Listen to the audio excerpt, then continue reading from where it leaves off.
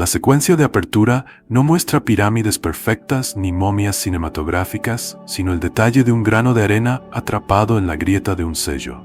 El viento del desierto, ese notario sin tinta, sopla como si firmara la entrada a un recinto jamás visto. Un equipo de excavación, exhausto, encuentra por fin la puerta de una cripta que no figura en ninguna cartografía.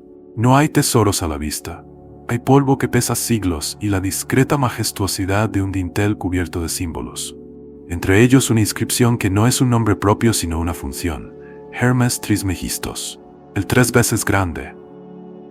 La cámara se acerca y revela un detalle ignorado en manuales.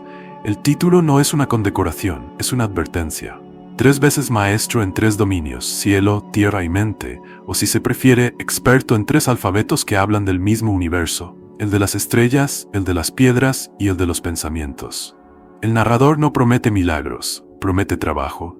Dice que la historia de Hermes es menos la epopeya de un hombre y más la biografía de una sabiduría que aprendió a sobrevivir cambiando de máscara. El primer acto, Egipto. Antes de llamarse Hermes, fue Jeuti para los egipcios, Tot para los griegos, patrono de escribas, regente de cuentas y medidas, testigo de contratos entre dioses y hombres. Nadie imagina que la contabilidad divina sea materia de emoción, pero el film insiste, sin medida no hay cosmos, hay ruido. Por eso la figura que escribe no es secundaria, es el brazo visible de un orden que canta. Los templos, construidos como si fueran instrumentos de cuerda, elevan plegarias en piedra. Los sacerdotes calculan sombras para atrapar al sol. Los agricultores miden el pulso del Nilo. La sabiduría de Tot no fabrica prodigios, fabrica proporciones. El segundo acto, Alejandría. La biblioteca no se presenta como una reliquia de tragedias incendiarias, sino como una ciudad dentro de la ciudad donde las lenguas aprenden a traducirse. Allí, el dios que fue escriba se vuelve puente entre mundos. Los papiros viajan enrollados como serpientes dóciles, las escuelas debaten sin consenso, y de ese desacuerdo prolífico nace una colección de textos que más tarde se llamará hermética. No hablan de convertir plomo en oro, o no solo. Hablan de convertir confusión en comprensión, de afinar el instrumento interior para resonar con el instrumento del mundo. El documental recorre con paciencia la anatomía de un volumen encontrado en un depósito olvidado. Está escrito en griego, perfumado con resinas que aún sobreviven, y su caligrafía oscila entre la contabilidad y la poesía. Quien copió ese texto sabía que enseñaba una ciencia y una cortesía. La cámara cambia de latitud sin perder el hilo. Bagdad, Córdoba, Fez. La sabiduría cruza desiertos en la alforja de comerciantes y se instala en casas de sabios que traducen lo griego al árabe y luego al latín. El hilo conductor se mantiene. Hermes deja de ser un busto y se vuelve método, una manera de mirar que considera el universo como un libro sin páginas, legible en su arquitectura y en su clima. En la Edad Media, los artesanos guardan fórmulas en los márgenes de tratados de botánica. Los astrónomos dibujan cartas del cielo donde las constelaciones son menos un espectáculo y más una regulación. Los médicos escuchan pulsos como si fueran metrónomos. Cada tanto, un escriba anota una frase que parece inocente y que, oída de cerca, contiene una llave. La realidad se deja administrar por quien la atiende con ritmo. El Renacimiento filma su ingreso como una fiesta sobria de talleres y hornos. Dante escribe, Ficino traduce, Bruno discute, pero el documental prefiere la trastienda. Un maestro carpintero que calcula proporciones de una mesa citando un axioma hermético sin saberlo. Un pintor que progresivamente abandona el exceso de sí mismo hasta encontrar la luz que hace respirable una escena. Una partera que conoce las horas de la ciudad tanto como las de un cuerpo y que habla de ambos con el mismo respeto. El mismo hilo, una y otra vez. Hermes no es dueño de una religión, es guardián de un oficio. Enseña a sostener, a colocar, a pronunciar. De vuelta a la cripta, el equipo levanta la losa central. Debajo no hay oro. Hay un juego de cilindros de cuarzo con incisiones tan finas que parecen escritas por insectos algebraicos.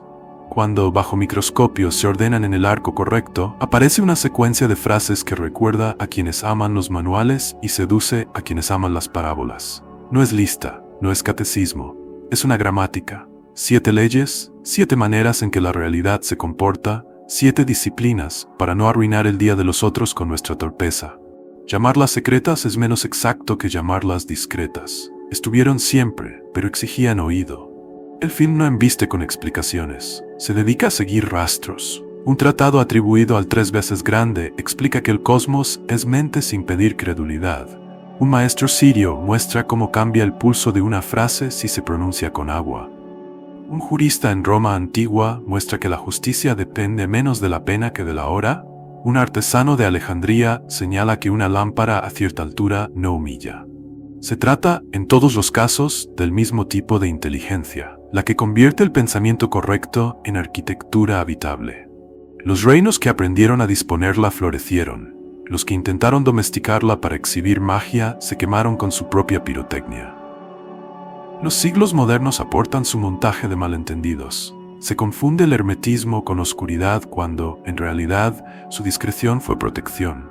Se lo culpó de charlatanería cuando quizás solo pedía paciencia. Se lo elevó a culto cuando solo aspiraba a ser herramienta. En el siglo XX, el Kybalion empaqueta la tradición en fórmulas memorables que funcionan como recordatorios de bolsillo. Y sin embargo, advierte el narrador, traducir no es recitar. La ciencia de Hermes se verifica en usos, no en frases. Un aula que respira antes de hablar. Una ciudad que apaga sus carteles un rato para dejar lugar a las estrellas. Un hospital que baja la luz sin bajar la tensión. Una plaza que diseña un borde para adolescentes. Una ventanilla que reemplaza rechazado por falta tal cosa. Ese es el tipo de milagro que le interesa a esta historia. La última escena del capítulo vuelve al sello. La mano que lo limpia no tiembla, porque entiende que no está abriendo un tesoro, está reparando una herramienta. Las letras vuelven a brillar, no como trofeo, sino como instrucción para el oficio que inicia el capítulo siguiente. Si el universo es un pensamiento, la mente es el taller. Si la vida es proporción, la mente es su regla. Si el mundo es música, la mente es afinador. Hermes, guardián de sabiduría, no promete dominar el destino, propone aprender a sintonizarlo. La pantalla amanece con un plano secuencia que no se atreve a ser espectacular. Una taza sobre la mesa, una lámpara inclinada a 1 centímetro, una ventana a media hoja. El narrador anuncia sin tambores que la lección que se va a ensayar es la primera y quizá la más difícil de todas. Todo es mente. No mente como sinónimo de fantasía, sino como campo de formas sutiles que al densificarse se vuelven madera, horarios, acuerdos, leyes, ciudades. No mente como cárcel, sino como origen de la libertad. Si lo alto piensa, lo bajo canta. Si lo alto se distrae, lo bajo se rompe. El capítulo no predica, demuestra. La cámara acompaña a una discípula anónima en un taller junto al Nilo. El maestro no tiene barba blanca ni ojos embrujados, tiene paciencia. Le indica que coloque 3 objetos sobre la mesa, una piedra, un cuenco con agua y un pedazo de cera. La piedra es el hecho, el cuenco la emoción, la cera la forma. Antes de tocarlos dice, piensa con precisión. La instrucción parece menor, pero toda la pedagogía se condensa en ese adverbio. La discípula respira, observa sin apuro, y el maestro le propone el primer experimento, que piense en dureza no como violencia, sino como sostén. La piedra inerte no cambia, cambia el gesto de la mano que la toma, y con la mano cambia la arquitectura de lo que vendrá. En una sala contigua, el mismo ejercicio se traduce al lenguaje del gobierno. Un rey viejo, o quizá un juez o una directora de escuela, aprende que su primer deber no es dictar, sino pensar de modo que su pensamiento no humille. Contrario al mito de los decretos, la mente eficaz no impone, predispone. La ley del mentalismo, lejos de la fantasía de crear con la mente, cualquier capricho, se revela como una disciplina de clima. Preparar el aire para que la forma que nacerá no nazca enferma. Lo que en palabras suena grandioso en escena se vuelve humilde. Una reunión que empieza con silencio y agua. Un alegato que retira adjetivos para dejar hechos. Un médico que piensa la dignidad del otro antes de pronunciar la negación inevitable. El universo mental no es llamativo. Es responsable. La película baja a las calles de Alejandría. Un grupo de aprendices repite un mantra sin mística. El tono crea. En un taller de tipografía, un impresor decide que los carteles informarán sin gritar.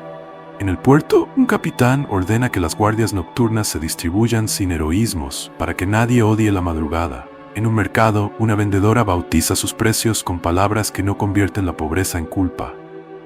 Todos, sin saberlo, están trabajando con la primera ley. Cuando miden su resultado, no cuentan aplausos, cuentan menos peleas, menos enfermos de cansancio, menos papel firmado con rencor. La mente del mundo se afina en la mente de quienes lo habitan. El documental se toma un desvío calculado hacia la biblioteca, donde un hermeneuta muestra el esqueleto lógico de la ley. Mi pensamiento no crea a capricho, pero sí crea mi manera de leer el mundo y por tanto mi manera de intervenir en él. La conciencia emite un campo, no místico, operativo, que facilita o dificulta. Si parto de la sospecha, todo es arma. Si parto de la hospitalidad, todo es herramienta. La diferencia produce mundos antagónicos. Un funcionario que piensa nadie quiere trabajar, produce horarios con castigo. Uno que piensa todos están cansados, produce descansos que multiplican eficacia. La ley no perdona. Cada idea coloca ladrillos. Para los entusiastas de la pirotecnia mental, el capítulo ofrece su vacuna. Una escena muestra a un principiante intentando manifestar fortuna a base de deseo repetido. El maestro le pide que observe el taller de al lado, donde una artesana transforma su pensamiento en procedimiento replicable. No pronuncia palabras mágicas, diseña. Pone la lámpara a la altura justa, ordena los pasos de su tarea, comparte la receta. Su mente crea porque organiza condiciones que cualquiera puede repetir. El principiante advierte que la verdadera magia no es singular, es pública, y entiende la frase central del capítulo: lo que la mente concibe con fama muere, lo que concibe con método se queda. La ancianidad del saber se vuelve joven cuando cruza de nuevo a ciudades contemporáneas. En una redacción, la editora, que aprendió de un manual sin nombre, piensa primero el efecto de su titular. ¿Bajo ruido o subo ruido? En un juzgado, una juez calcula el clima de su sala como quien calcula luz y sombra. Quita micrófonos, abre ventanas, baja el volumen de su voz. En un hospital, un equipo redacta la medianoche amable como política. La mente común, cuando madura, se vuelve ingeniería pública. La ley del mentalismo deja su condición de eslogan y revela su utilidad. Pensar no sirve para lucirse, sirve para construir y mantener. El film se interna en un templo sin dioses dorados. En su interior, una pared blanca y un tazón de agua. El maestro pide a la discípula que sostenga un recuerdo que la lastimó. La instrucción ahora se vuelve más severa. No uses la mente para negar, úsala para proporcionar.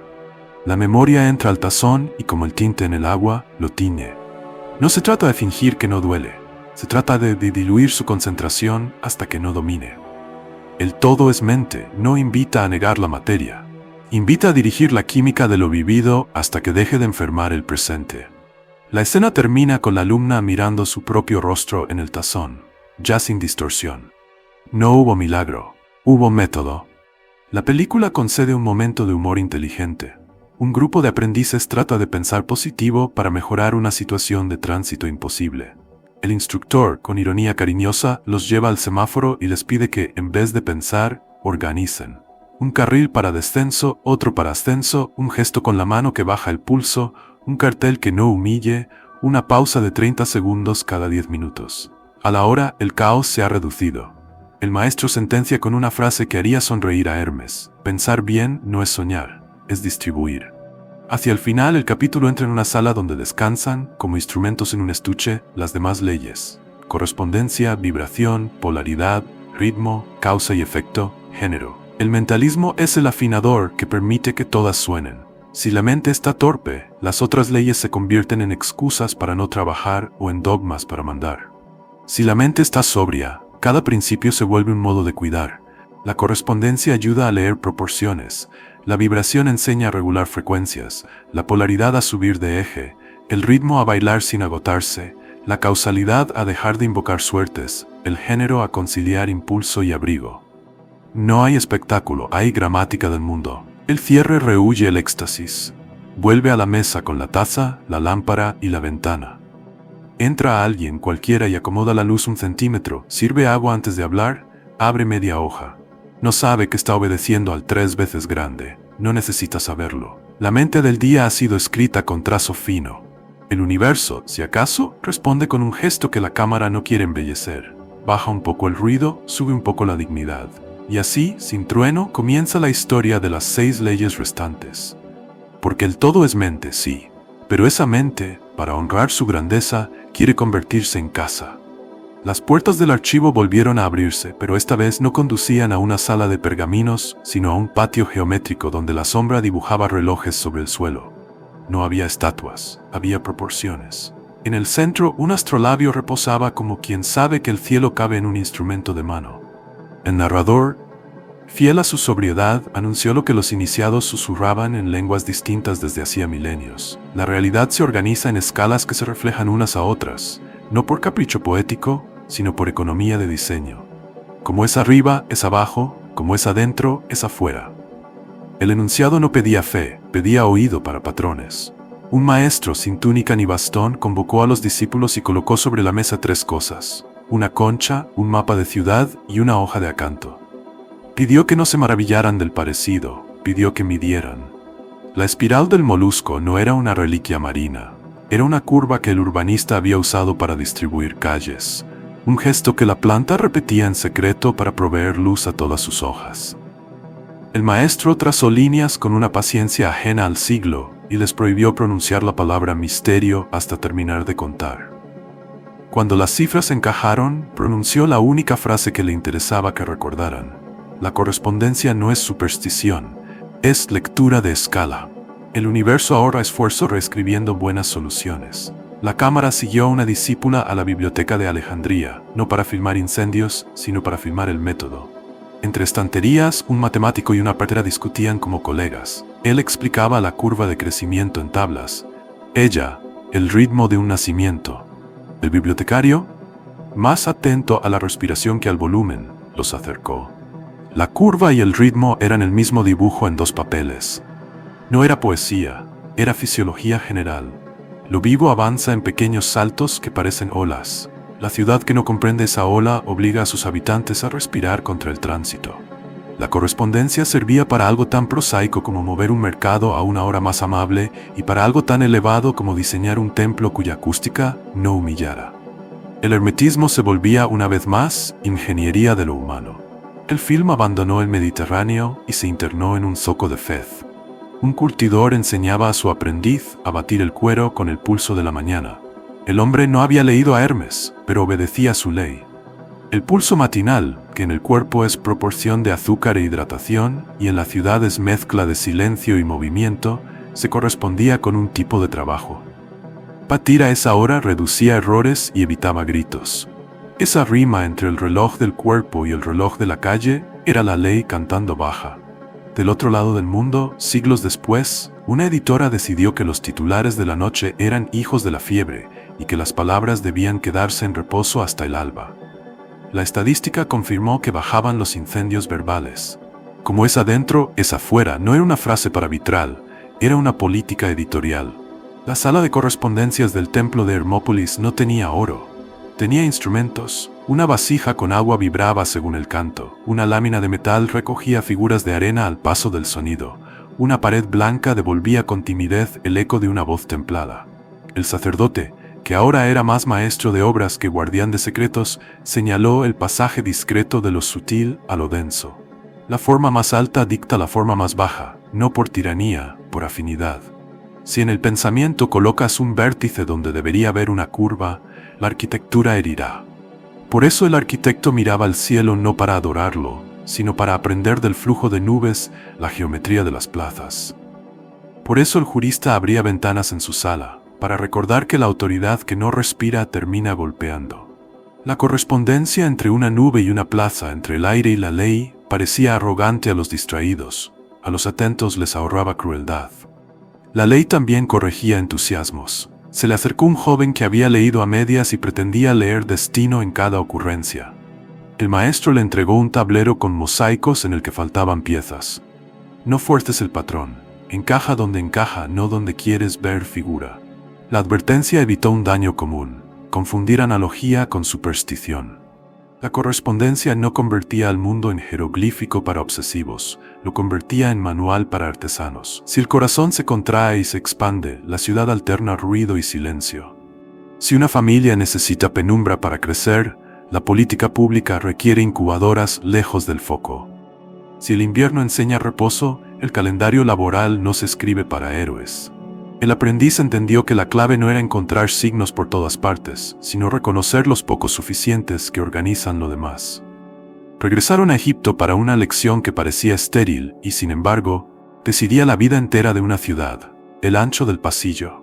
En una escuela, una arquitecta marcó con tiza 2 líneas paralelas con diferencia mínima. Aquí el ruido choca, aquí fluye, dijo, y no había metáfora en su voz. La correspondencia entre tráquea y pasillo, entre bronquios y calles, le había enseñado a diseñar aire. Los niños dejaron de empujarse con el mismo misterio con que respiramos sin pensar. El narrador anotó lo único que lo conmovía. La sabiduría deja de ser estatua cuando se convierte en ancho. En otra escena, los iniciados comparaban la bóveda de una basílica y el pecho de un cantante. No para endiosar cúpulas, para entender de una vez cómo una voz humilla y otra hospeda. El eco sostiene cuando la curvatura no golpea, rompe cuando devuelve un látigo. Con esa vértebra intelectual, un tribunal retiró micrófonos y ganó autoridad sin subir la voz. Una estación de tren ajustó su techo y las urgencias dejaron de volverse pánico. Una sala de partos bajó su reverberación y las indicaciones llegaron como música inteligible. La correspondencia salvó a la espiritualidad de la superstición y a la técnica de la soberbia. El capítulo quiso también mirar hacia adentro sin psicología barata. Un discípulo, de rodillas ante su propia fatiga, preguntó qué hacer con el cansancio que no era pereza. El maestro lo llevó frente a un reloj de sol y lo dejó mirar. La sombra, que crecía sin prisa, le señaló el uso correcto de su fuerza. Hay horas donde pensar es violencia y horas donde pensar es cuidado. Como es adentro, es afuera, obligaba a pactar descanso no para premiar, sino para que la forma no se vuelva cruel. La ciudad, le explicó el maestro, es el cuerpo colectivo. Si lo llevas a fuerza de café y de alarma, enfermará. La ley entonces se convirtió en calendario. Aparecieron como siempre los malentendidos útiles. Un retórico quiso usar la correspondencia como arma de predicación, leyéndolo todo como símbolo moral. El archivo de Hermes le ofreció un espejo sin ornamento. Si tu analogía no produce alivio medible, es metáfora vacía. La prueba era brutal y santa a la vez. Que baje el ruido, que suba la respiración, que disminuya la humillación. No había otra certificación. El retórico, hombre noble pero vanidoso, dejó de declamar y se sentó a cambiar carteles, a mover lámparas, a abrir ventanas. Su elocuencia encontró al fin su escala. En la última secuencia, la cámara montó una coreografía de correspondencias en 3 planos. Un pulso, una marea, un tránsito urbano. La sístole empujaba, la ola retrocedía, la calle alternaba paso y espera. 3 movimientos, una ley. Un director de orquesta, cansado de su propio genio, bajó la batuta y dejó que la música respirara. Un alcalde, cansado del ruido que confundía desarrollo con exhibición, apagó los letreros a medianoche. Un padre, cansado de ganar discusiones y perder hijos, abrió la ventana media hoja. Nadie pronunció a Hermes. Nadie lo necesitó. La correspondencia había dejado de ser frase y se había vuelto mundo. La voz en off, incapaz de sentimentalismo, dejó un resumen que no cabía en mármol, pero sí en una libreta de bolsillo. Piensa en escalas, no en eslóganes.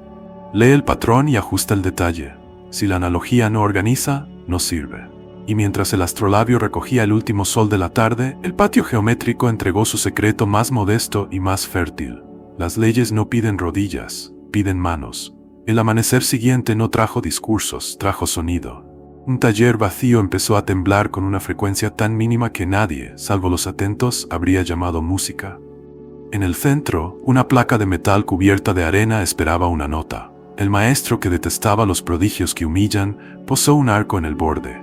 La vibración dibujó en segundos una figura que parecía un jardín invisible revelado en polvo. El rostro de los discípulos se iluminó sin fanatismo. Hermes no se había equivocado. Nada reposa, todo se mueve, todo vibra. La cuestión no era creerlo, era administrarlo. La ley se presentó con su rigor habitual, no habla de espíritus danzantes.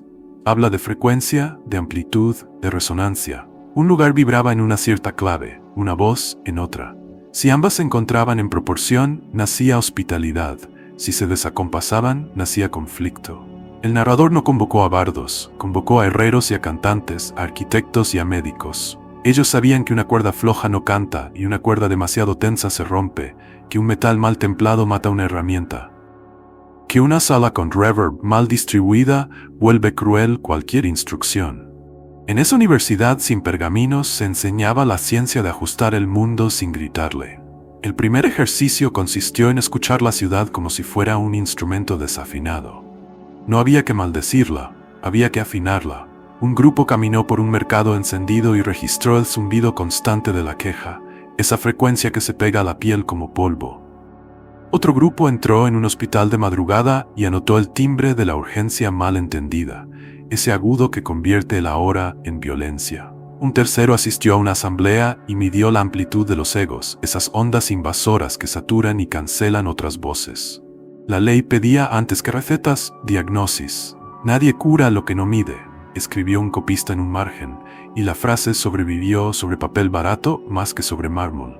En la sala contigua, el maestro colocó la más humilde de las tecnologías, un metrónomo. No iba a imponer su tic-tac al universo, iba a recordarle al alumno que el ritmo es una decisión.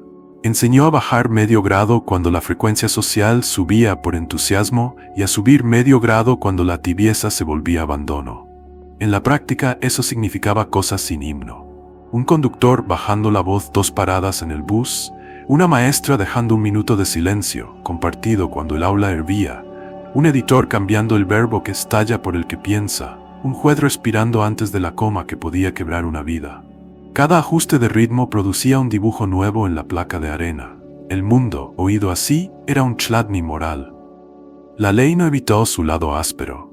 Introdujo a los discípulos en la cabina de las disonancias útiles. Allí se guardaban los gritos que salvó incendios, las protestas que salvaron cuerpos, los golpes de mesa que detuvieron abusos. Nadie iba a desterrarlos del repertorio, se les iba a colocar etiqueta de uso, solo en caso de incendio. El resto del tiempo, la vibración deseable era la que sostenía sin exhibición. Un rumor amable recorre el capítulo. La verdadera virtud es el mantenimiento, no el estallido. Un herrero levantó el martillo para recordar que sin golpes no hay espada, pero que el mejor golpe es el que no rompe la fragua. En el templo, la pedagogía recuperó su estética de taller. Un discípulo con hambre de milagro quiso elevar su vibración a fuerza de decretos. El maestro, por toda magia, lo llevó a una plaza. Le pidió que instalara bancos con una distancia que permitiera conversación sin grito, que plantara árboles de hoja ancha para cocinar sombras sin oscuridad, que coordinara el cierre de altavoces 1 hora antes de medianoche. A la semana la vibración de la plaza cambió. Las peleas de sábado disminuyeron, las risas subieron medio tono, los bebés dormían sin aprender a pelear. El discípulo comprendió que el verbo elevar sin objeto y sin método era poesía cansada. Había que calibrar. Se preparó un ensayo con una orquesta invisible. Cada oficio debía aprender su clave. En el hospital, medianoche amable no era metáfora sino un estándar lumínico y sonoro. Bajar lúmenes, amortiguar pasos, ofrecer agua visible, retirar bromas hirientes del repertorio de guardia. En un juzgado, la curva de la voz reemplazaba la recta del grito. Las ventanas abiertas y los micrófonos retirados hacían posible la autoridad sin estridencia. En una redacción, el hoy no era una frase que no significaba censura. Era un compás que protegía verdades de su propia fiebre. En una escuela, los lunes empezaban con lectura en voz baja para calibrar el oído común. Las piezas, afinadas así, dejaban de sobrevivir a base de heroísmos. Funcionaban. La vibración tenía una ética, y esa ética, una regla simple. No confundas brillo con claridad. Una lámpara mal orientada produce ruido, una palabra brillante humilla, una caridad gritona avergüenza. La ley obligaba a distinguir frecuencia de volumen. No se trata de haces de luz, sino de calor distribuido. Una panadera, sin haber oído la palabra Hermes, lo sabía mejor que algunos sacerdotes. El horno no se sube por entusiasmo, se sube por receta. Y si el pan canta demasiado antes de salir, canta mal. Ese saber, que lo mismo valía para panes que para titulares y sentencias, era más hermético que cualquier misa. La escena más técnica y la más tierna ocurrió en una sala de ensayo de coro. La directora dejó la partitura y empezó a mirar respiraciones. El acorde que no salía no se resolvía con más piano, sino con menos ansiedad. Respiren con el de al lado, dijo, y no era metáfora de paz mundial, era solución acústica. El acorde apareció como si siempre hubiera estado esperando. En esa precisión anidaba una de las pocas frases que la película se permitió repetir. El buen ritmo vuelve probable lo que el deseo solo quiere. La vibración correcta no fabrica milagros, los vuelve rutinarios. Quedaba como siempre un peligro a conjurar, la omnisciencia del entusiasta. Quien aprende a leer frecuencias siente la tentación de intervenir en todas. La ley sabia como un viejo artesano prescribe retirada. Si tu ajuste deja de necesitarte, retírate 1 centímetro. Si el coro canta sin ti, guarda silencio. Si la plaza conversa sin tus manos, ve a otra. La vibración más alta de un oficio es volverse prescindible. Ese mandato que podría ofender orgullos salvó oficios enteros de la idolatría de sí. La ley de vibración protegía de otro modo la humildad, no con versos, con mediciones. El capítulo dejó para el final una tabla de resonancias cotidianas. No la mostró, la hizo sonar. Un conductor eligió el carril lento en 2 cuadras decisivas y evitó 3 discusiones. Una periodista cambió un adjetivo que incendiaba por un dato que iluminaba y bajó la fiebre de una ciudad. Una jefa de obra instituyó un descanso de 10 minutos a media mañana y disminuyó accidentes. Un juez colocó una coma después de respirar y desarmó una humillación innecesaria. Una madre entró a la habitación sin bromas y sin órdenes y el diálogo existió. Nadie llamó a esa suma milagro. Todos la nombraron alivio. La placa de arena, fuera de plano, de Hubert Hupp fue parecido a una flor. La voz del narrador, como quien guarda herramientas limpias, cerró con un recordatorio menos poético que eficaz. Si el ruido sube, baja 1 grado. Si la alegría expulsa, baja el volumen. Si el silencio abandona, sube presencia. Nada reposa, todo vibra. Sí, pero el honor de quien conoce la ley no es flotar sobre el mundo, es tocarlo en su nota. Cuando la puerta del taller se cerró y el zumbido general de la ciudad volvió a adueñarse del aire, los discípulos salieron sin aureolas, con oído. Y Hermes, que nunca pidió estatuas, volvió a su oficio, custodiar la simplicidad feroz de lo que funciona. Porque la vibración, cuando se entiende, no se declama, se trabaja. La escena se abre en una sala sin colores absolutos. No hay blanco ni negro, solo una escala de grises que respira. En el centro, una barra de metal con marcas finísimas, como las de un termómetro que no mide temperatura, sino grados de sentido. El maestro apoya 2 cuencos en extremos opuestos de la mesa. Uno contiene agua casi helada, el otro, agua tibia. Invita a los discípulos a alternar las manos de un cuenco al otro. El registro en el rostro es inequívoco.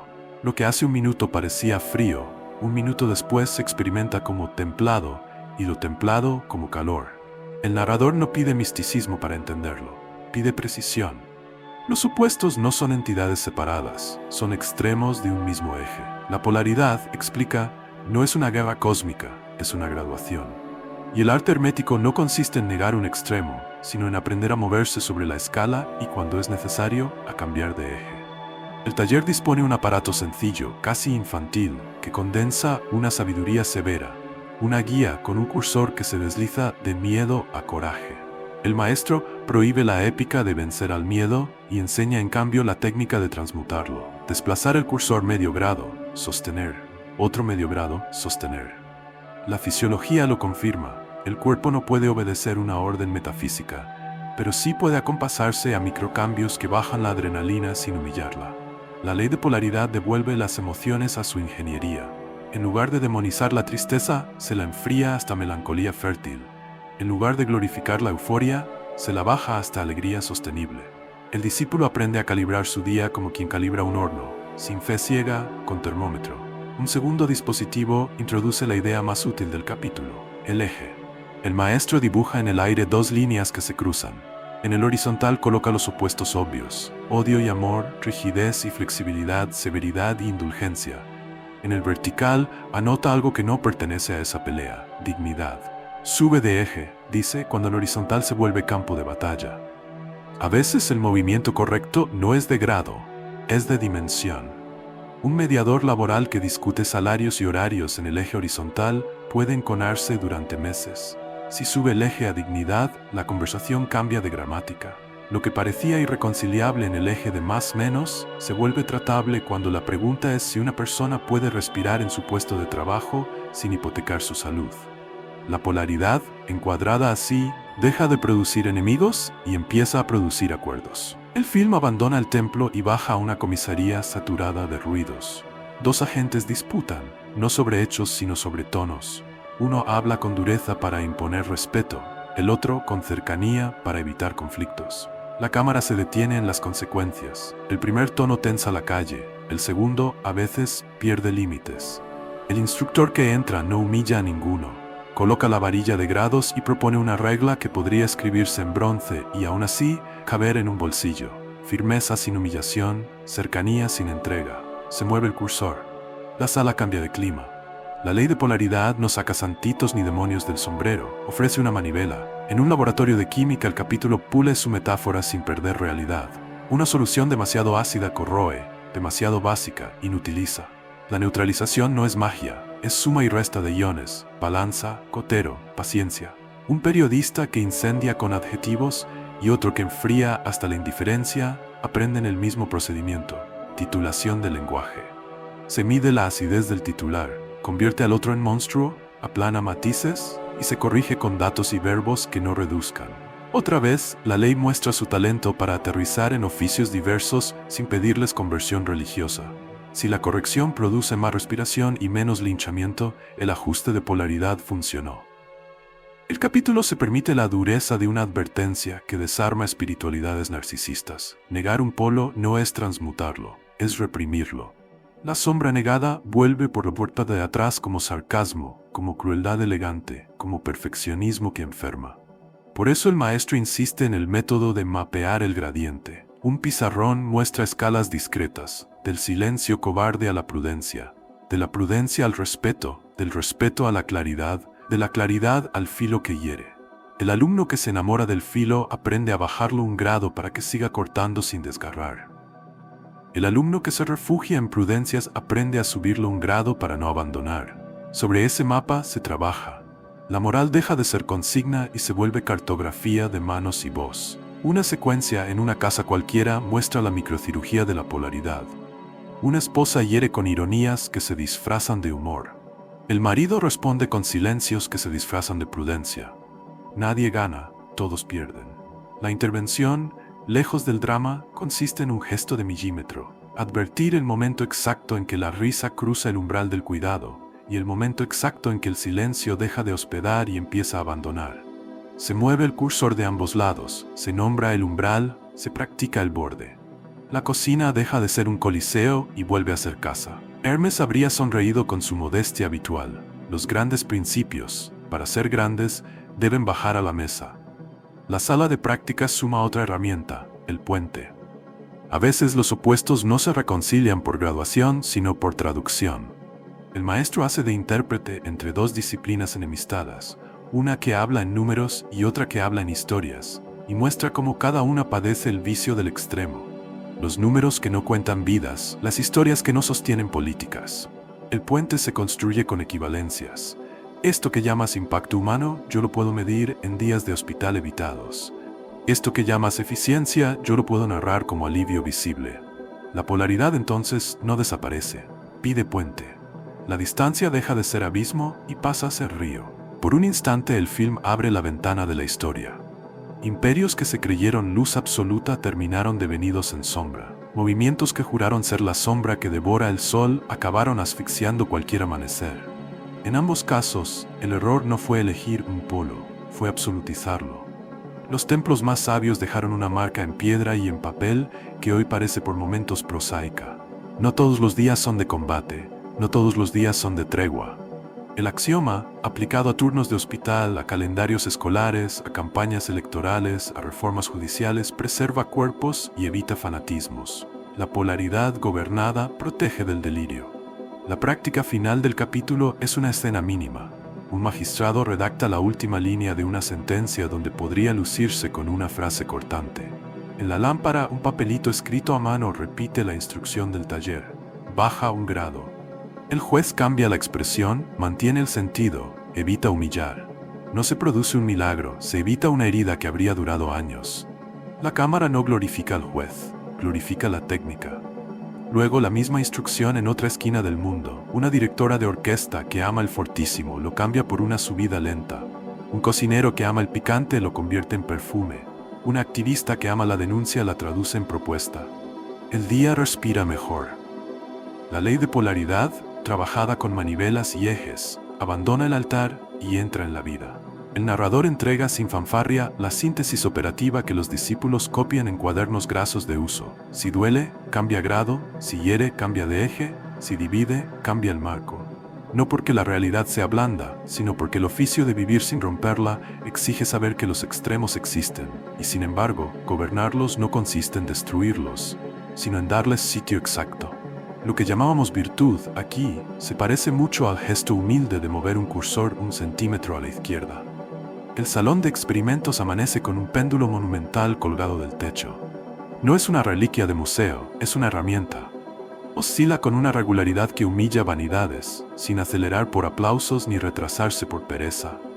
El maestro, en su obstinación sobria, suelta la frase que desarma a los apurados. Todo oscila, todo regresa. No para condenarnos a repetir, sino para recordarnos que la vida respira y que la inteligencia consiste en acompasarse sin volverse esclavo.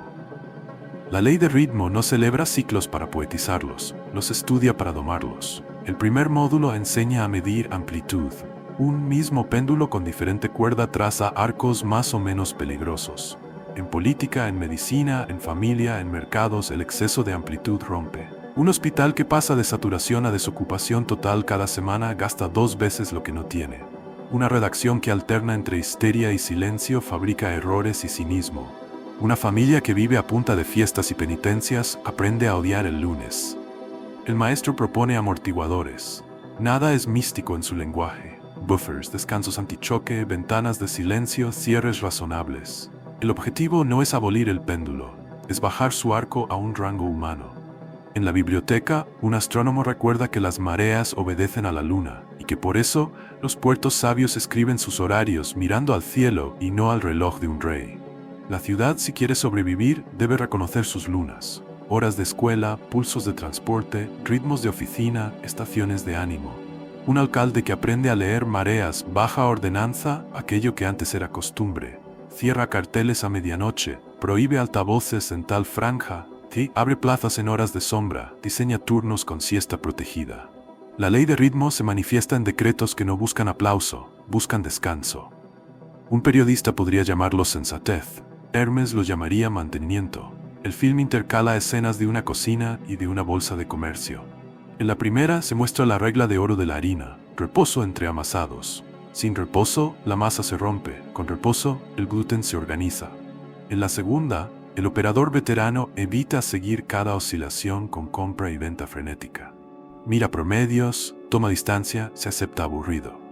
La misma inteligencia atraviesa ambos mundos. El ritmo crudo enferma, el ritmo templado alimenta. La vida adulta consiste en gran parte en aprender dónde poner reposos que no se ganan con productividad, sino que se sostienen por diseño. El capítulo también visita la trastienda de un templo para mostrar su antiépica. Los antiguos disponían calendarios con días de fiesta y días de recogimiento, no para negociar con dioses caprichosos, sino para proteger a los humanos de su propia adicción a los extremos. La ciudad moderna, confundiendo alegría con ruido constante, olvidó esta aritmética. La ley de ritmo la recuerda con un litigio en el que ganan todos. Fiesta que termina a tiempo para no expulsar a los que madrugan. Silencio que no se vende como penitencia, sino como ergonomía del alma. Trabajo que incluye descansos antes de que el cuerpo los reclame con enfermedad. El taller de compensación entra en escena con su crudeza benigna. Cada subida sin stén tendrá caída con intereses. No es castigo, es física.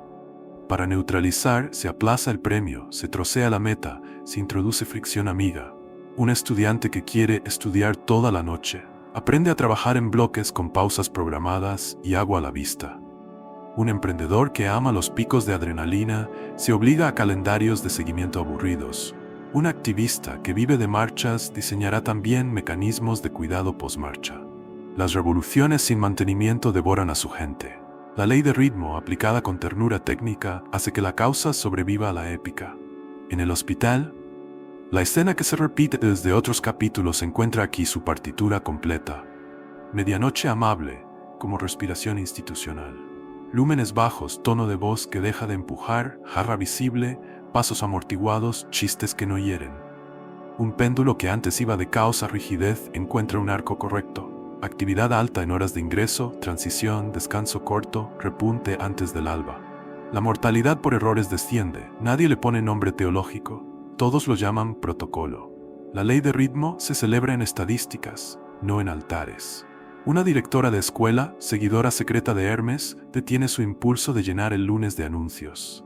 Comienza la semana con 10 minutos de lectura silenciosa y agua. Los chicos bajan la fiebre y el docente evita el grito temprano que condiciona todo el día. El péndulo de la mañana encuentra su arco amable. Un conductor de bus aplica la misma lógica en 2 paradas críticas. Baja su voz, frena 2 segundos antes, cede paso. Los insultos que venían en cadena se disuelven por ritmo, no por sermón. Un editor de última hora reemplaza urgente por en desarrollo, y sin perder información evita la combustión de la ciudad. No hay mística, hay compás.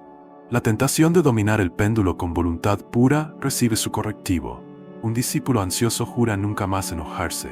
La promesa dura 2 días. El maestro sin reírse le entrega un metrónomo y un cuaderno. Marca la antesala, dice. Antes del pico hay señales. Hombros que suben, mandíbula que aprieta, pulso que acelera, tono que sube. Identificarlas no es neurociencia futurista, es alfabetización del cuerpo. La técnica consiste en introducir interrupciones que no son fuga, son freno. Respirar 2 compases, cambiar de habitación, beber agua, demorar 30 segundos el mensaje que iba a herir.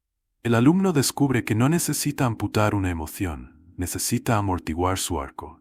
La última parte del capítulo enfrenta un extremo peligroso, la adicción al drama. Algunas instituciones y algunas almas solo se sienten vivas en el pico. La ley de ritmo las trata con la misma mezcla de ternura y firmeza que a un enfermo crónico.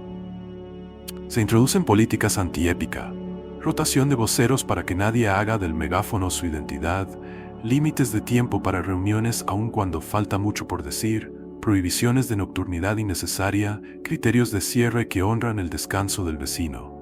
Lo sagrado del ritmo no se protege con solemnidad, se protege con horarios. El cierre evita el violín y la consigna. Vuelve al péndulo, y en un gesto que habría puesto contento al 3 veces grande, le coloca un tope de goma en cada extremo. No es censura, es misericordia mecánica.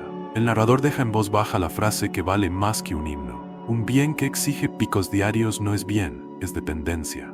Entonces, como resumen operativo que cabe en el reverso de una tarjeta de transporte, deja 3 verbos: amortiguar, escalonar, cerrar. Amortiguar para que el cuerpo no pague el precio de la épica ajena. Escalonar para que la ciudad no viva de atracones. Cerrar para que la noche siga siendo noche. La cámara, como siempre, baja a suelo. Un barrio apaga carteles a la hora justa. Una cocina pone pan y agua antes de la conversación. Una oficina adopta lunes lentos. Un claustro abre ventanas en vez de micrófonos. Un periódico duerme titulares. El péndulo sigue, pero su arco ya no lastima. No hay gloria. Hay continuidad.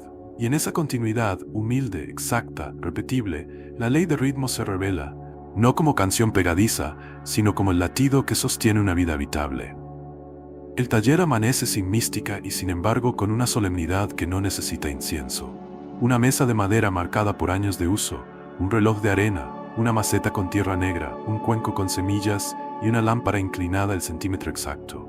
El maestro, más artesano que sacerdote, no recita máximas. Coloca una semilla en la tierra, cubre, moja, acerca la luz y escribe en una tablilla la fecha y la hora. Luego mira a cámara con la paciencia de quien entiende que la épica dura poco y la vida dura mucho, y pronuncia la frase hermética sin adornos: nada ocurre por casualidad. La ley no es un garrote moral ni un fatalismo que quita aire, es una herramienta de previsión. Si quieres cosecha, diseña causas. Si no te gusta la cosecha, ajusta causas. Entre ambas sentencias se juega la diferencia entre el misticismo que excusa y la sabiduría que construye. El film entra a la sala del hilo, un recinto donde muros y mesas están cruzados por cordeles que conectan objetos que a simple vista no conversan. Un periodista cambia un adjetivo y en un barrio baja la fiebre. Una jefa de obra marca 10 minutos de descanso a media mañana y desciende la tasa de accidentes. Un juez respira antes de la coma y evita una humillación que habría durado años. A la altura de cada unión, una plaquita discreta dice causa proximal o causa de fondo. El documental insiste en esa distinción como quien insiste en los tornillos que sostienen un puente. Los gestos inmediatos importan, pero sin causas de fondo ajustadas, el sistema se traga cualquier buena intención. Un comedor comunitario se derrumba no por falta de amor, sino por horarios imposibles.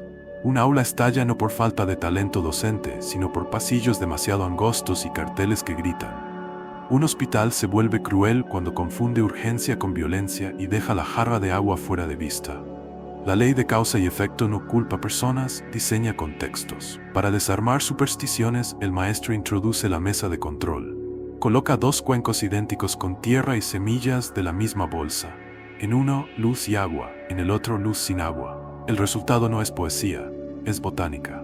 El plano corto muestra el germen asomando donde las condiciones estaban, y la quietud estéril donde faltaron. El narrador evita cualquier tentación fatalista. Cambiar el futuro no consiste en desear, consiste en intervenir en las causas. Los sabios herméticos llamaron a esto fabricar milagros con procedimiento. La ciencia moderna, menos poética pero igual de exigente, lo llama ensayo y error verificado. Lo místico, si quiere sobrevivir al siglo, debe soportar el experimento. La cámara abandona la sala y entra a una redacción donde el mito de la noticia que se cuenta sola muere al primer dato serio. Un editor joven presenta un titular ingenioso que incendiaría la ciudad. La editora veterana saca un tablero con 3 preguntas que parecen demasiado simples para ser divinas y sin embargo son las que salvan. ¿Qué efecto busca? ¿Qué efecto evita? ¿Qué causa crea para mañana? Se simulan escenarios, se muestran mapas de rumor, se analiza la fricción entre la adrenalina del clic y el derecho de una ciudad a dormir sin delirio. El titular baja un grado, el verbo deja de golpear y la información respira. La ley de causa y efecto se vuelve de pronto un curso acelerado de ética aplicada. La libertad se honra con el peso de sus consecuencias. En un juzgado, la misma gramática toma forma de procedimiento. Un magistrado aprende a distinguir entre causa legal y causa moral, entre lo que basta para una sentencia y lo que se necesita para que esa sentencia no destruya al inocente colateral. La sala se reorganiza sin fanfarrias. Micrófonos más lejos, ventanas a media hoja, tiempos definidos para hablar, agua disponible, pausas milimétricas en las frases que pueden quebrar a alguien. El efecto se mide en una estadística seca y preciosa. Baja la reincidencia asociada a humillación, sube la obediencia asociada a comprensión. La causa es un diseño de clima, el resultado una ciudad un poco menos áspera. El capítulo sacude la pereza intelectual con un taller llamado Falsas Causas. Sobre una mesa, tarjetas con frases que todos hemos dicho. La gente no quiere trabajar, aquí siempre fue así, la violencia está en la sangre. El maestro no sermonea, desarma. Muestra el eslabón que falta, sueldos que no alcanzan, turnos que rompen cuerpos, pasillos que encajonan, carteles que humillan, noches sin descanso. El espectro de la culpa colectiva se convierte en una lista de perillas.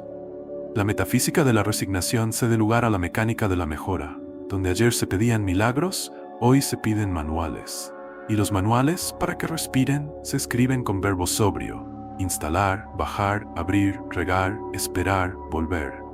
El documental vuelve al desierto con una escena a contraluz que desactiva el heroísmo. Un aprendiz intoxicado de frases bonitas quiere cambiar el mundo.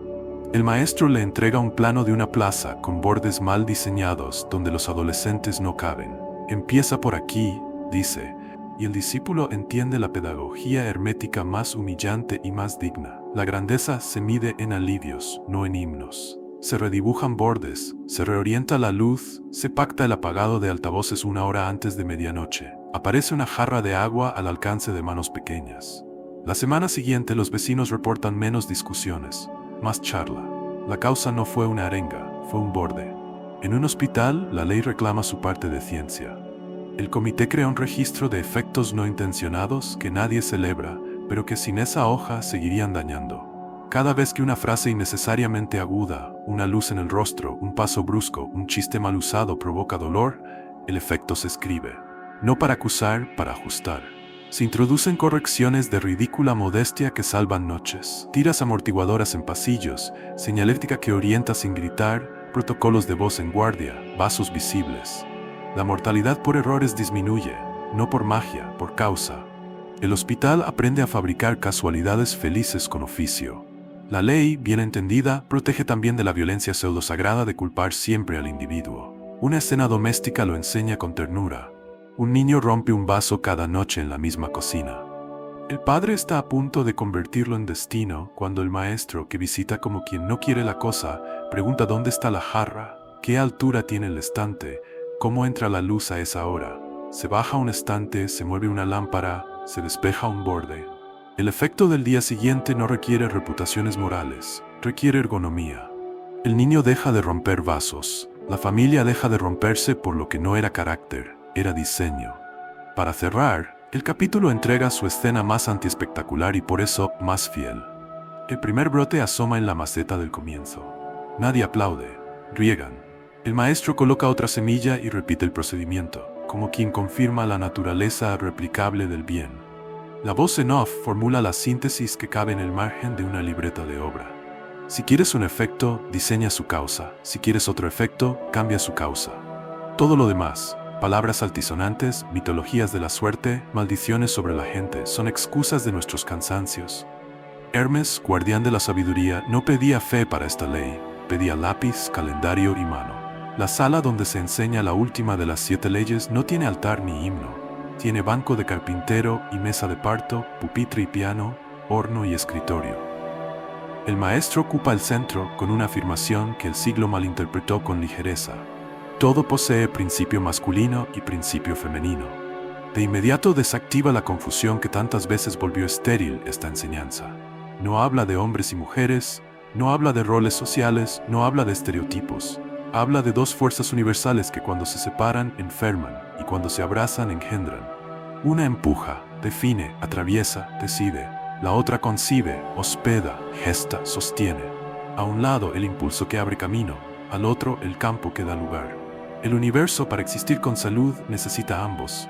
El primer ejemplo que la cámara presenta no está en los cielos, sino en la masa de pan.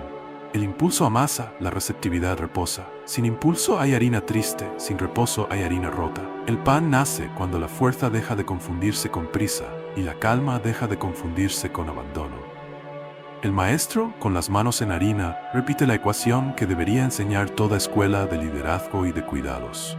La decisión que no sabe esperar destruye, la espera que no sabe decidir paraliza. Panaderos y primeros ministros caen igual cuando rompen este equilibrio. Del horno a la arquitectura, el hilo no se corta. Una arquitecta despliega planos de una biblioteca. El trazo firme del pasillo, la recta de la circulación, el masculino que define el eje. La curva de los rincones de lectura, la luz que hospeda, el femenino que concibe la estancia. El edificio respira cuando ambos principios cooperan. La ley de género deja de ser metáfora y se vuelve cálculo. Porcentajes de luz directa y difusa, alturas que no humillan, distancias que no expulsan, bordes que no aíslan. En la inauguración nadie agradecerá a Hermes. Agradecerán una sala en la que un niño y una anciana encuentran sitio sin pedir permiso. La música expone la ley con una anatomía que cualquiera puede oír. El ataque da inicio a la nota, el sostenido la mantiene, el decrescendo la devuelve a casa. Si todo es ataque, la música grita, si todo es sostenido, aburre, si todo es decrescendo, se vuelve suspiro sin mundo. Un director dicta la frase maltratando el comienzo con ímpetu y la orquesta, obediente, produce una barra que hiere. Repite con puro sostenido y la pieza no despega. Introduce el ataque justo y la recepción generosa, y la sala se convierte en clima donde el cuerpo no se defiende. La ley de género, en la partitura, no ofende a nadie, organiza. El film cruza un juzgado que aprendió de la orquesta, la sentencia, impulso, la escucha, gestación. Un tribunal que solo empuja se vuelve tirano, uno que solo hospeda se vuelve blando. La combinación correcta se ve en gestos mínimos, turnos de palabra que no son cortes, pausas que no son demoras, ventanas a media hoja que no son despeño, micrófonos retirados para que la autoridad no se confunda con volumen. La justicia entonces no exhibe fuerza, alinea principios. El impulso protege la regla común, la hospitalidad protege la dignidad singular. El resultado no es teatro, es respiración. En un hospital, la ley de género se vuelve protocolo. La medianoche amable que ya conocemos cobra aquí su razón profunda. El impulso toma forma de respuesta rápida ante dolor agudo, de maniobra eficaz, de decisión que salva. La receptividad toma forma de luz que no humilla, de tono que no violenta, de espacio que no exhibe, de jarra visible que anticipa sed. Un servicio que solo empuja se agota y lastima. Uno que solo hospeda se queda corto ante lo urgente. El equilibrio no es una poesía de cartel, es un cuadro que distribuye turnos, un manual que pone agua antes de palabra, una lámpara bajada 1 centímetro. Para vacunar al capítulo contra lecturas pobres, el maestro provoca. Una empresa ha vivido años de energía masculina, desbocada, decisión sin incubación. Proyectos que amanecerán con trompetas se marchitan al mediodía por falta de sombra. El remedio no es demonizar el empuje, es introducir úteros de proceso, tiempos de prueba silenciosos, espacios donde equivocarse no expulse, criterios de cierre que honren el descanso, manos diversas a cargo. Luego muestra el espejo inverso, una organización que convirtió la acogida en pretexto para nunca avanzar. Asambleas eternas, borradores perpetuos, puertas sin pasillos. La ley pone pie y mano, fija plazos, inaugura el borde, decide con criterios explícitos. Ni altar al empuje, ni santuario a la espera. Trabajo conjunto. El taller de traducción es uno de los momentos más finos del capítulo. Dos equipos que no se soportaban, uno de ingenieros, otro de trabajadores sociales, descubren que lo que uno llama diseño de cargas, el otro llama protección de cuerpos. Que lo que uno llama criterio de aceptación, el otro denomina dignidad mínima. El maestro introduce un diccionario operativo donde cada verbo encuentra su pareja. Decidir encuentra gestar, medir encuentra hospedar, puntualizar encuentra escuchar, afirmar encuentra preguntar. La ley de género se revela como una tabla de equivalencias capaz de volver colegas a quienes se creían enemigos. La ciudad ofrece su escena más hermosa cuando recuerda que la alegría también obedece esta ley. Una fiesta solo de impulso expulsa, una fiesta solo de acogida se amodorra. La combinación correcta se repite como receta replicable. Música que convoca sin colonizar, hora de cierre pactada, luces que invitan a conversar, sombra para los tímidos, agua accesible, ruido que no se come la madrugada del vecino.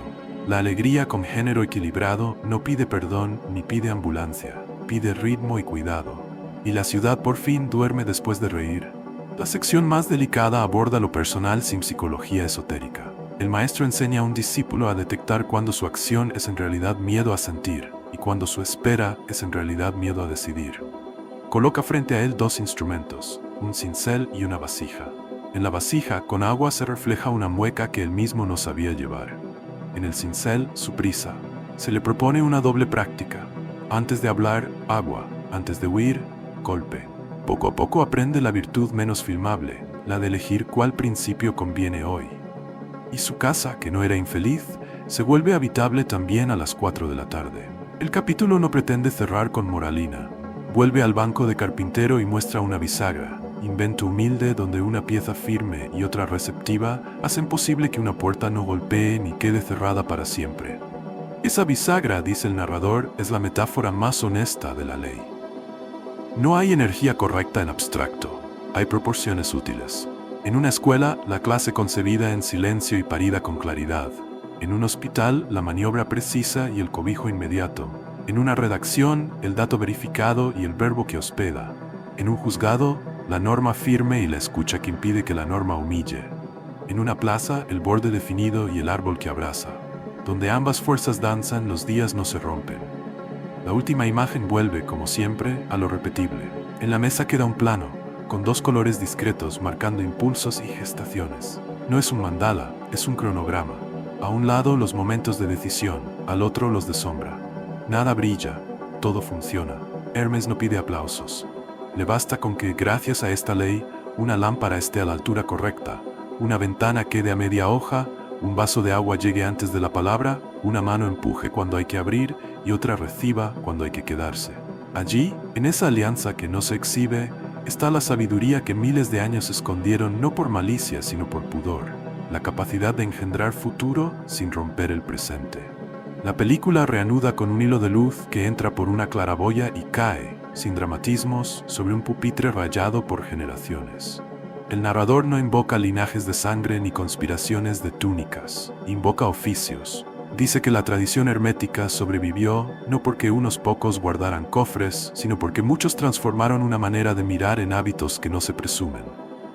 La cámara recoge la señal mínima. Una lámpara inclinada al ángulo exacto sobre una mesa, una jarra de agua que llega antes que la palabra, una ventana detenida en media hoja para que la autoridad no se confunda con volumen. Ese repertorio, aprendido de las 7 leyes y traspasado sin aplausos, es la primera herencia. La historia comienza en voz baja entre los márgenes de los manuscritos, no en los textos principales, donde la retórica exige trompetas, sino en las notas microscópicas, donde un copista medieval escribe que la oración se entiende mejor si la luz no hiere los ojos del hermano. donde un médico andalusí anota, al costado de una receta, que el paciente cura antes si la noche del hospital se parece a una noche humana. Donde un funcionario romano traza un croquis de sala con bancos a una altura que no humille. Ninguno grita Hermes, ninguno invoca las 7 leyes con mayúsculas. Todos las obedecen sin pronunciar su nombre. De Alejandría a Bagdad, de Córdoba a Bolonia, la transmisión fue menos un secreto de cofradía que una gramática entregada de mano en los talleres, en los tribunales, en las cocinas, en los patios de escuela. La cinta nos lleva a un scriptorium donde el silencio no es religioso, es técnico. Un maestro enseña a su aprendiz a templar la tinta para que la pluma fluya sin arañar. Lo hace con los mismos verbos con que un músico afina o un arquitecto ajusta: bajar, subir, esperar. Cuando el trazo se hace respirable, el viejo dice una frase que vale por una cátedra de hermetismo. La letra que hospeda enseña más que la letra que brilla. A pocos kilómetros, un maestro vidriero enseña que el color no debe aplastarlo todo, que la luz quiere ser invitada y no dueña. La correspondencia vuelve a trabajar por debajo de las palabras. La vibración se oye sin sonar, la polaridad se gobierna en el pulso. El ritmo se fija con el descanso del horno. La causalidad se escribe en el libro de errores. El género se vuelve bisagra entre impulso y reposo. Las 7 leyes no son himnos, son procedimientos. El itinerario de la sabiduría cruza el mar con comerciantes que discuten precios mientras protegen sus pergaminos de la sal. Atraviesa patios donde los poetas disputan con matemáticos sin que nadie pierda la paciencia. Entra en cocinas donde las parteras miden tiempos y sombras con una ciencia que los tratados tardarán siglos en glosar. La transmisión no la llevan los jerarcas, la llevan las manos. Un artesano enseña a otro a orientar lámpara para que la madera revele la veta. Un cantor enseña a otro a comenzar la frase sin morder. Un juez enseña a otro a respirar antes de la coma. Cada oficio, al volverse humilde, se vuelve eslabón de una cadena secreta que prefiere funcionar a figurar. La modernidad, con sus prensas y sus fábricas, pareciera enterrar lo antiguo. La película se niega a cultivar nostalgia. Entra a una imprenta donde un tipógrafo alinea letras con el mismo respeto con que un astrónomo alinea lentes, y comparte la consigna de taller: que el lector no sienta tu esfuerzo, que sienta alivio. La prensa imprime panfletos que gritan y tratados que piensan. La diferencia no es el plomo, es la ley obedecida. En un diario contemporáneo, una editora con ojeras decide retirar un adjetivo que incendia, no para suavizar la verdad, sino para no traicionarla con ruido. Un productor de radio baja el volumen de la cortina y sube la claridad de una voz que temblaba. Una jefa de guardia implanta medianoche amable por escrito. Nadie invoca a Hermes, nadie tiene tiempo. La transmisión ocurre igual. El film cambia de continente y entra en una escuela rural donde un docente improvisa con sillas desparejas, una pizarra cansada y una ventana caprichosa. No hay recursos, hay leyes. Comienza la clase con 10 minutos de lectura silenciosa. Coloca el banco de los más altos en el fondo para que no se agachen. Decide el orden de las intervenciones con un ritmo que evita los sprints de ego. Apaga el neón que lastima la frente de un chico tímido. La trascendencia se ve en los hombros que bajan. A la salida, un niño que iba a convertirse en cifra de fracaso pide otro libro. Hermes, en ese rincón, es un gesto con la luz. La herencia también necesitó custodios más literales. Hubo quienes guardaron libros en dobles fondos, quienes copiaron capítulos enteros con nombres cambiados para burlar censuras, quienes tradujeron al lenguaje de su siglo principios que habrían muerto si se quedaban en su jerga vieja. A veces erraron, y la tradición se volvió superstición o culto a sí misma. La película no es piadosa con esos errores. Muestra un salón donde la retórica engorda y la vida fuera se cae a pedazos. Entra un artesano sin pedigrí y pide una regla, una jarra y una ventana. En un cuarto de hora, el salón respira mejor que cualquier homilía. El plano se queda en esa respiración, no en un discurso de victoria. La transmisión se corrige a sí misma con una pregunta de hierro que se repite como un bajo continuo. Bajó el ruido, subió la dignidad. El narrador abre una vitrina con ediciones del Kybalion y recuerda la importancia y el peligro de los compendios. Sirven para llevar en el bolsillo lo que de otro modo exigiría bibliotecas. Dañan cuando reemplazan el método por la consigna. La voz propone un pacto razonable. Recita si te ayuda a recordar, pero trabaja para que no haga falta recitar. Entra entonces a una sala moderna de formación de funcionarios donde una ficha plastificada resume las 7 leyes en verbos de servicio. La clase no termina con examen, termina con visita al pasillo de un hospital, a una ventanilla del registro civil, a una plaza con borde precario. El aprobado no es un certificado, es un turno bien diseñado. La transmisión hermética, en su mejor versión, no busca herederos que digan «soy de los nuestros». Busca oficios que alivien. Por eso la película se detiene en pequeñas ceremonias que nadie filma. La del pan compartido antes de discutir un presupuesto, la del agua servida antes de una mediación tensa, la de la risa retirada medio segundo antes de herir, la del adiós que no dramatiza ni abandona. Son ritos profanos que sostienen lo sagrado de la convivencia. Han pasado siglos, cambian las tecnologías, la ciudad crece, las pantallas invaden, las prisas se multiplican. La sabiduría solo exige su vieja condición para permanecer viva, que se la use. El capítulo se cierra en un lugar que no saldría en un folleto turístico, un sótano prolijo donde unas manos clasifican cuadernos de hábitos.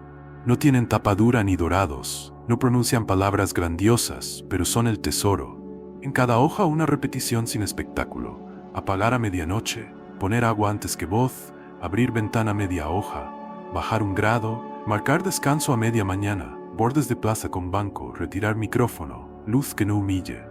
Esa pobreza metódica es la riqueza. El guardián cierra el armario sin llave y se va a dormir. Mañana, otras manos abrirán, usarán, copiarán, corregirán. Esa continuidad cinépica es quizá el milagro que Hermes custodia mejor que ningún otro. La sabiduría que no se rompe cuando cambia de dueño. No hay trompeta final ni ascenso de nubes. El retorno que promete el título no es la reaparición de un hombre con báculo, es la reaparición de un criterio. El film abre con un latido bajo que ya escuchamos en el capítulo del ritmo y una mesa con 4 objetos de siempre. Una lámpara, una jarra, un cuaderno, una ventana. La voz, que ha evitado la mística de escaparate, formula la única pregunta que todavía importa después de tantas páginas y siglos. ¿Cómo se ve hoy, en esta ciudad cansada, obedecer a Hermes? La respuesta no es una doctrina cerrada, es un turno de trabajo. La integración de las 7 leyes no se hace con un póster, se hace con una ronda. La cámara entra a una reunión de vecinas y técnicos en un barrio donde las noches se vuelven inviables los fines de semana. El mapa del problema derrama flechas. Mentalismo ordena la mente de los presentes para que no sea una asamblea de insultos. Se piensa el objetivo como clima, no como enemigo. Correspondencia pide leer escalas. Lo que pasa a la 1 de la madrugada se parece al péndulo de una cocina con fiesta permanente. Lo que pasa a las 7 se parece a una marea que necesita compuertas. Vibración exige medición y no adjetivos, decibelios, horas, tonalidades. Polaridad obliga a mover el cursor de prohibir todo y dejar todo a una banda de equilibrio donde haya alegría que no expulse. Ritmo diseña cierres, descansos, buffers, ventanas de silencio. Causa y efecto convierte el deseo de calma en políticas precisas. Apagar carteles, reorientar altavoces, sumar agua gratuita en la calle, cambiar materiales del piso que amplifican o amortiguan, agregar patrullas que hablen en tono que no incendie. Género último perno combina impulso y acogida, decide sin humillar, hospeda sin claudicar. A los 3 meses, las emergencias bajan, los vecinos duermen, la fiesta no muere, la ciudad no se enferma. Nadie llama a esa escena retorno del 3 veces grande. La película sí, pero en letra tan chica que parece un guiño. El retorno también se reconoce cuando el heroísmo cede su lugar a la maestría de lo normal. Un director de orquesta que amaba el brillo entiende por fin que su trabajo es que su gente cante sin él. Una jefa de guardia que podía con todo aprende a delegar en protocolos vivos que no lleven su nombre. Un editor que coleccionaba titulares virales se enamora de la noticia que no rompe a nadie y, sin embargo, informa. Una jueza que creía que la solemnidad era volumen descubre que su autoridad crece cuando baja el micrófono. La integración no pide conversión religiosa, pide hábito. Y ese hábito, repetido hasta volverse carácter de institución, se parece mucho a la presencia de Hermes, no como mito, sino como estándar. El film se permite un auditorio, pero no uno con reflectores. Es una aula de formación en la que se sienta gente diversa. Una panadera, un conductor, una policía, un enfermero, una bibliotecaria, un programador, una maestra de primaria. No han venido a escuchar eslóganes, han venido a ensayar maniobras. Sobre la mesa, los 7 principios se vuelven preguntas operativas. ¿Qué pienso antes de actuar para no humillar? ¿Qué escala estoy leyendo mal? ¿Qué frecuencia me está volviendo cruel sin darme cuenta? ¿En qué eje me enredé y a cuál debo subir? ¿Dónde amortiguo el péndulo? ¿Qué causa puedo modificar hoy que produzca alivio mañana? ¿Qué parte empuja y qué parte gesta en esta tarea? Cada oficio contesta con su gramática. El pan saldrá menos apurado, el bus frenará 2 segundos antes, la calle tendrá agua visible, el turno de noche será más humano, la biblioteca abrirá media hora antes para los silencios del barrio, el código no empujará al usuario a laberintos. La clase comenzará con lectura a baja voz. Nadie recita al unísono, todos aprenden respirando. El retorno, si merece llamarse así, también corrige los delirios que el propio hermetismo crió en su sombra. Cuando alguien pretende usar las leyes como varita para dominar a otros o como acto de prestigio, el documental coloca un espejo sin concesiones. La prueba de autenticidad sigue siendo la misma y no admite poesía. Si baja el ruido y sube la dignidad, estás obedeciendo. Si sube el ruido y baja la dignidad, estás abusando. No hay mística que exonere de esa contabilidad.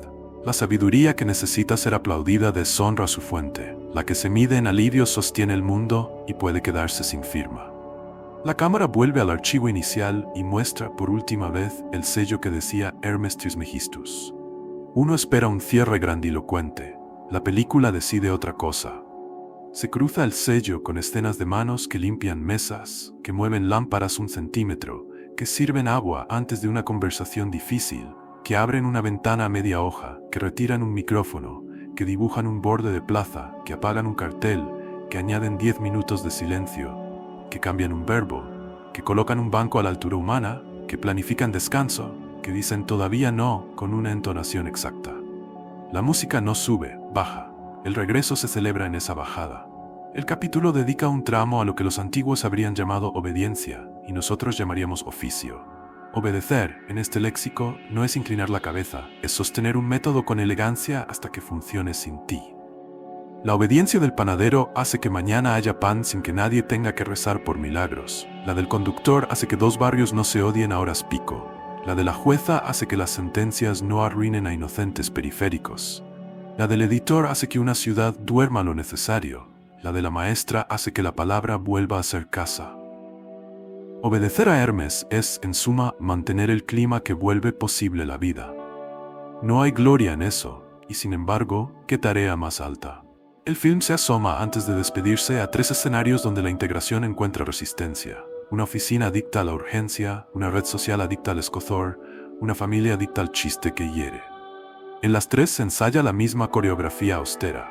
Se instala conversación en lugar de comunicado, pausa en lugar de prisa, agua en lugar de eslóganes, luz que no humilla, retiro de micrófonos, lectura compartida, bordes que no expulsan, descansos por diseño.